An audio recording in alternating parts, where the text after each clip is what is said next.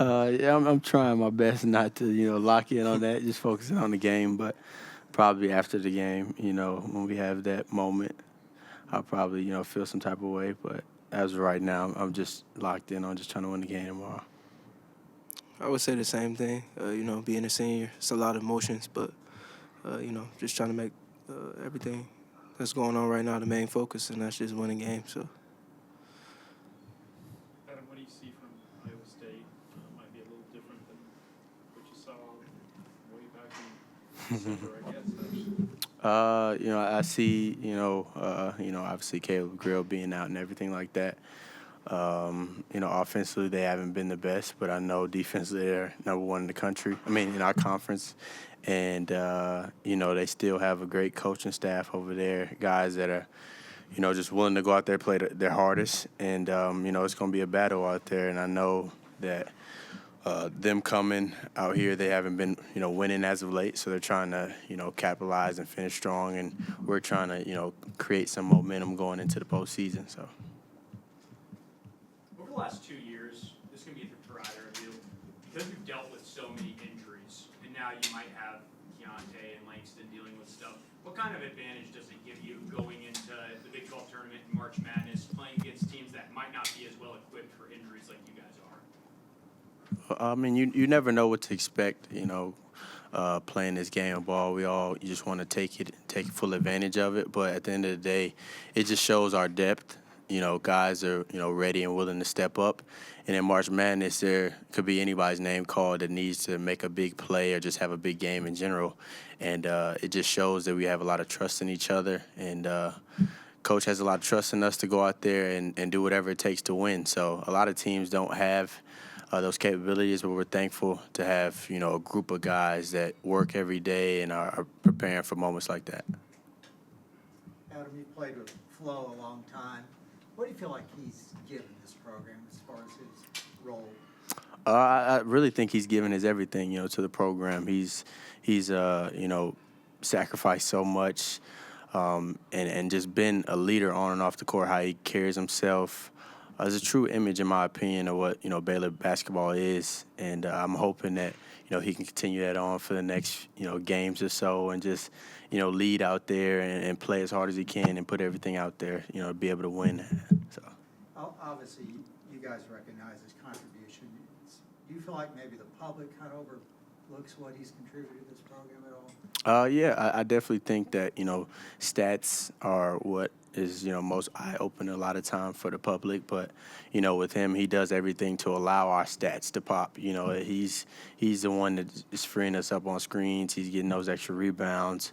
His understanding of setting us up and just, being a, relentless worker out there really, helps us to just be able to knock down shots and have more opportunities. So, anytime, me or Dale or any of the guards have an opportunity to praise him and, uplift him, we try to do so, because without him, we wouldn't be able to, thrive out there. So.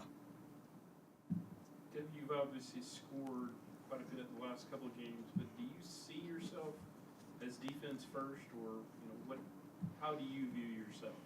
I view myself as whatever coaches or my teammates need me to do, whether that's just playing defense, guarding the best player on the floor, or just being aggressive on offense, whether that's scoring, finding open teammates, or rebounding, whatever they need me to do. I'm just gonna continue to do that.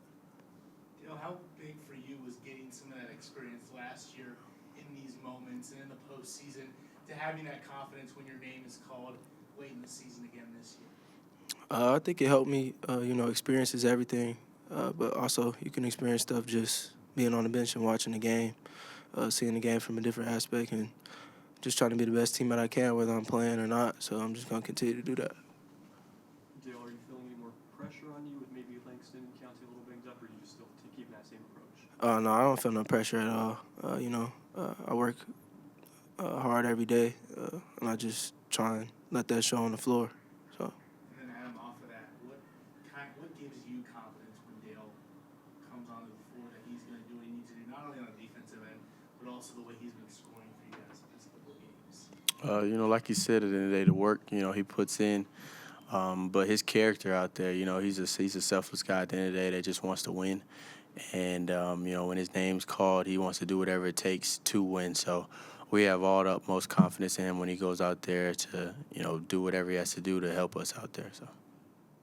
Scott mentioned it the other night, but is his defense sometimes a little contagious? Because, when you see him, sometimes he doesn't even get credit for it, but like the deflections and stuff like that. Do y'all feed off of that a little bit? Yeah, I wouldn't say just his defense. I think it's just his energy out there. Offensively, he's one to, make, the right play to get into the paint, be able to finish, be able to get assist. He flies around on both ends, so that's, very contagious. When somebody has that type of energy and feel for the game out there, a lot of people, gravitate to it and try to, step up their game as well because we know he's putting his best foot forward. Obviously, with COVID, both of you guys have eligibility remaining. Have y'all thought much about what you're going to do next year? No, I don't think, I can't answer for him, but I think personally, I haven't, thought too much about it. I've been trying to completely focus. I think we have a championship caliber team. We want to get there, so it's really hard to focus on that and get the job done. So. How about you, Dad? No, I haven't really put that much thought into it. I'm gonna worry about that when the season ends. Right now, just focused on winning games. Thank you, guys. Appreciate it. Langston. So both of them will be game time decisions, and but both of them are doing well, so that's encouraging. And we didn't get anyone else injured in practice today, so it was a good day. Is there anything you can do in that cornea injury? What's You got to talk to Dave Snyder. I'm not an eye expert. that's a weird. Yeah, hey, normal injuries, there's laser stem, whatever, and certain injuries there's not as much for. Well, Scott, I saw you got 6 guys going through senior day. Flo's going through his second. He's Is already this got a his little- Bible. Is that right? Is this a little strange with COVID? You got all Yeah, these guys, and some might come back, some might leave. I tell you, it's definitely different, and I think everyone's experiencing the same thing. Because it's how do you approach it with your guys, and then some are coming back, some you don't know, some. So at the end of the day, the one thing you want to do as a coach is you always want the seniors' last memory to be a positive one. So every coach wants their last game at home to be a good one. As far as who comes back, who doesn't, hopefully we don't have to worry about that for another month because the goal is to finish playing as long as you can and not focus on the future. I want to ask you a little bit about Flo.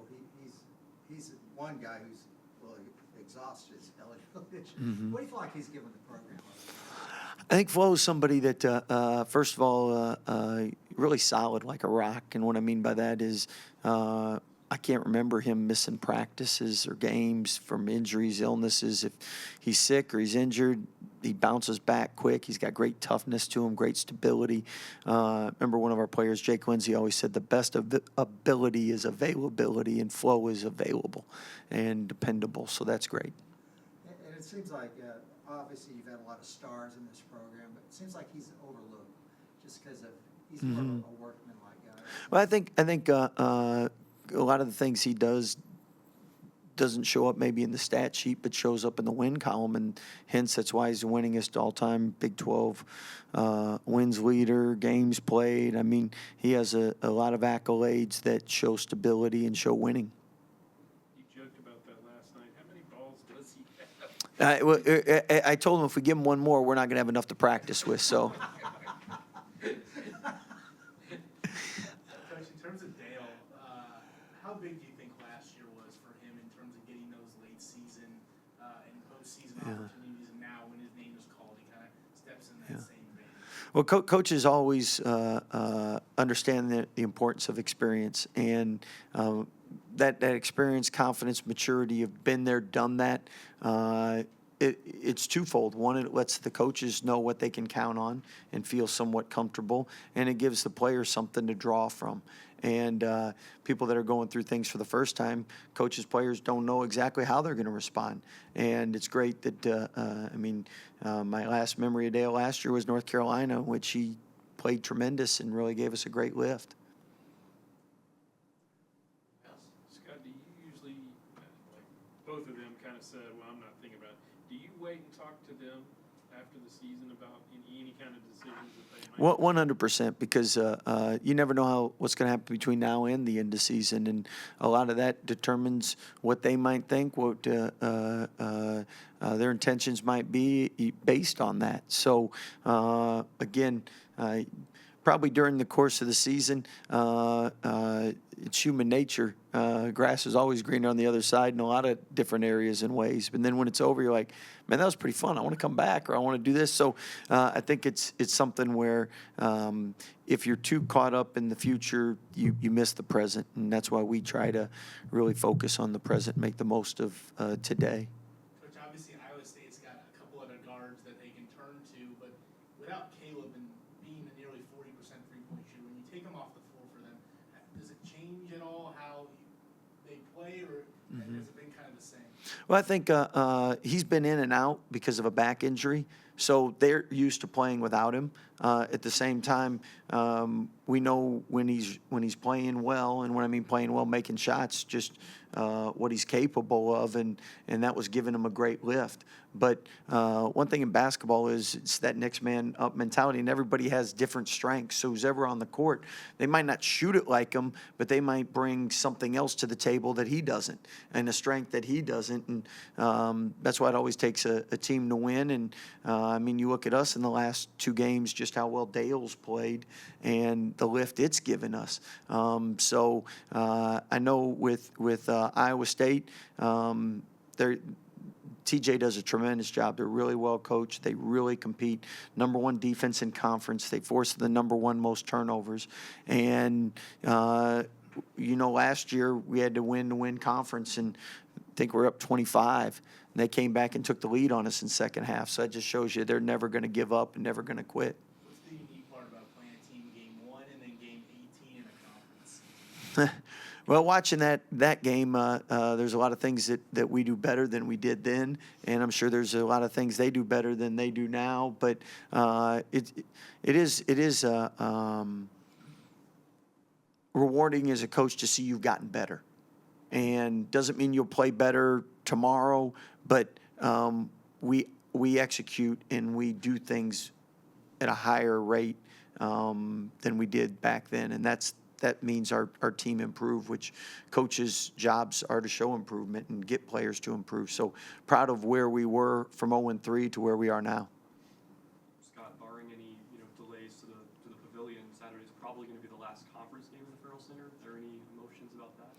Well, the big emotion is the seniors. As far as, I'm not going to jinx anything, but construction doesn't always finish on time, so I'm not really getting wrapped up into the last conference game. But what I am getting wrapped up is it is the last seniors game here.